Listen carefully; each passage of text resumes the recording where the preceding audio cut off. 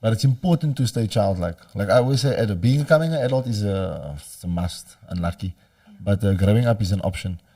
So with the real world and knowing it too soon, it's again, these things you need to know, like Jordan said, but there's also things that you must be kept a child. You must be taken to the park. You must play on the park. You must play on the jungle gym until you're 16, 17, 18. Till forever. Right, Till never forever. stop. I love. I mean, look at when you were at the ninja thing. Little ninja. That's what I mean. I never want to be that adult that if you must go to somewhere like Total Ninja, I'm gonna sit there all the time. I'm gonna just watch. Nooit, I'm getting involved. Dave's getting involved. And I think it's just if you can get involved, whatever you can do, be involved. But for children getting involved in the real world, yes, it is important to know. But again, ask the right questions at the right time. Let the children know the right things. It's difficult to say in society. You guys watch everything. I was thinking about it the other day. Like I always talk about it. What's it? Sugar honey iced tea. Remind me. SHIT. SHIT. Nandel, do you know where that comes from? Sugar honey iced tea. So on Madagascar, Marty is running to Alex the lion, and Alex obviously not quiet with him because of what happened was on the ship. And then he ran to him, and then he thinks he's in a hug, and then he runs and he says, "Sugar honey iced tea." It's an acronym. I'm like, oh, hiding here in plain sight.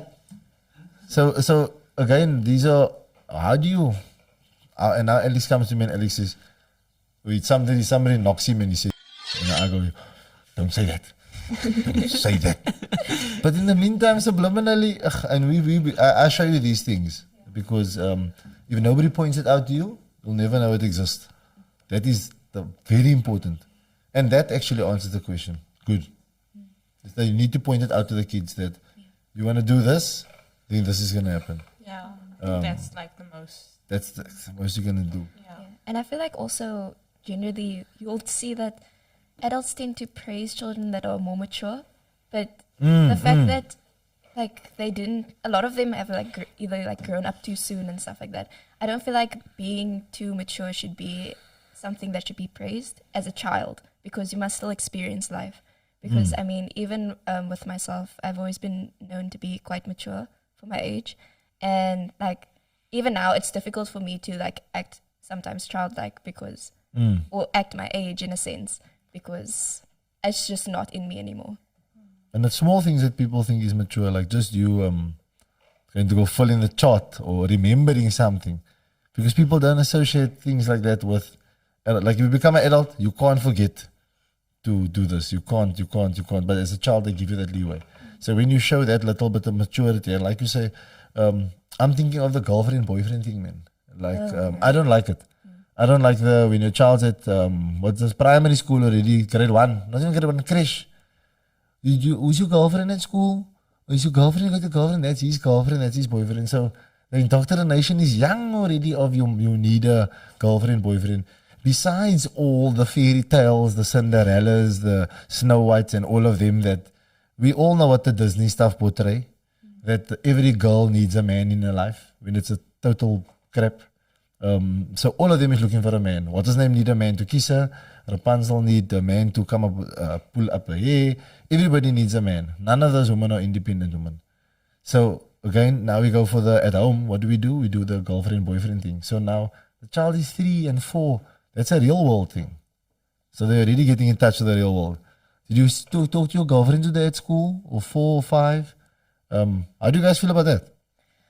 I feel like it's annoying on my side because I feel like in my family, you've heard it before, obviously. Yeah, it's very common to just hear like, oh, that's his girlfriend or his boyfriend and stuff like that. Even with my younger, like one of my younger second cousins, like he's known to like be attached to me, like he likes being with me and stuff, and they start like calling me like they start saying that I'm his girlfriend and stuff, and I'm thinking to myself, don't say that about him, don't make him think that, like, because he doesn't need to have a girlfriend, and that's not the type of things you should portray to your 4-year-old child. So I mean, yeah. What about you, Catherine?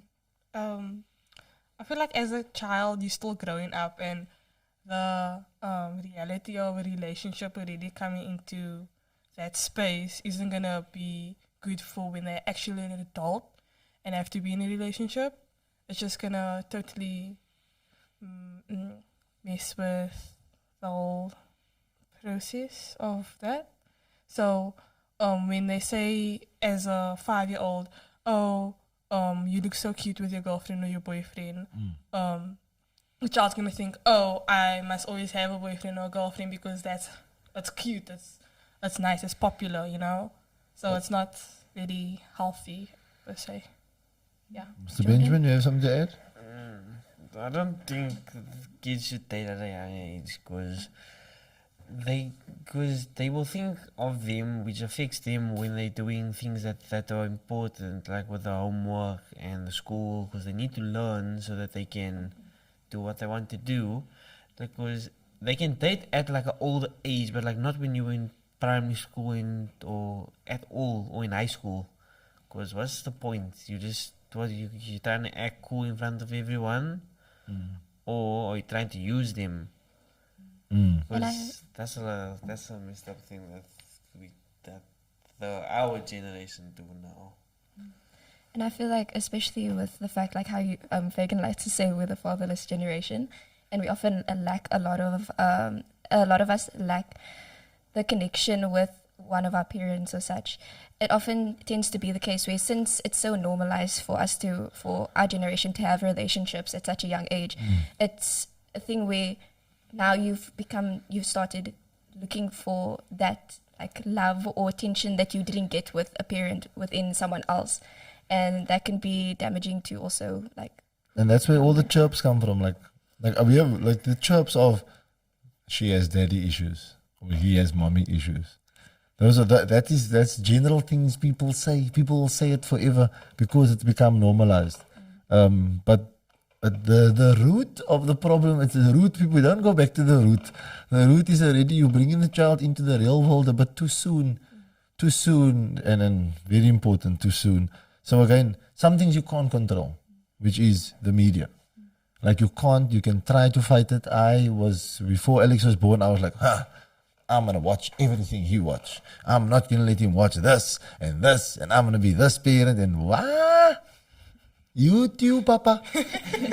Plus, that man is egg on the laptop. He's potent. I haven't told you, he know how to use the extended screen if we laptop and the TV together.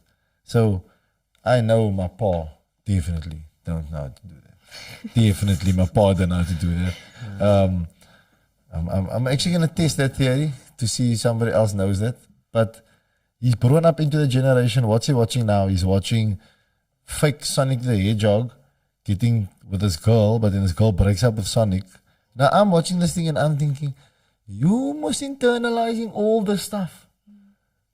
How do I curb that? And that's again, it has to be explained, that consequence. So bring someone to the real world, and you guys are in the real world. I tried to prepare you for the real world. When I was in Cedar High School, Mitchell's Plain, in that type of high school, that you can ask any of those kids and we'll have them on you as guests. You will hear.